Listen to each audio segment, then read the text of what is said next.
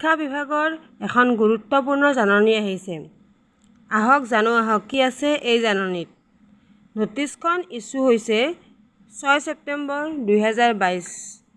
ইয়াত লিখা আছে, in the interest of public service the government of Assam is pleased to merge the elementary education department and the secondary education department and henceforth rename the department as department of school education.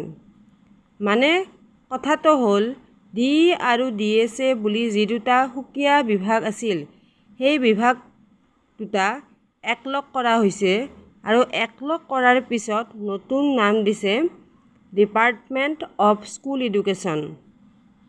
আকৌ আছে নটিছখনত লিখা, consequence upon this merge all officers and staff of the elementary education department and secondary education department shall automatically be under the administrative control of Department of School Education.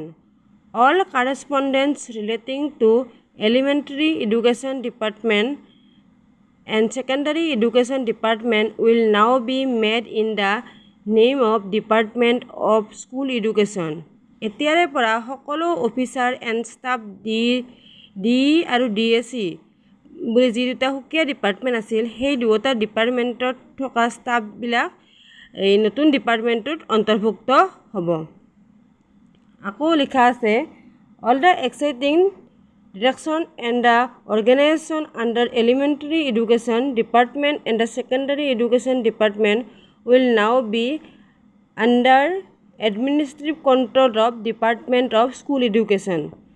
যে কোৱা হৈছে যে যি সুকীয়া দুটা ডিপাৰ্টমেণ্ট আছিল যে ডি আৰু DSE, এই দুটা ডিপাৰ্টমেণ্টৰ সকলোবিলাক কাম কাজ প্ৰশাসনিক নিয়ন্ত্ৰণত থাকিব নতুন ডিপাৰ্টমেণ্টটোৰ অধীনত। নতুন ডিপাৰ্টমেণ্টটোৰ অধীনত আগৰ ডিপাৰ্টমেণ্ট দুটা থাকিব আৰু এই নতুন ডিপাৰ্টমেণ্টে পৰিচালনা কৰিব এই দুই ডিপাৰ্টমেণ্টক। ধন্যবাদ।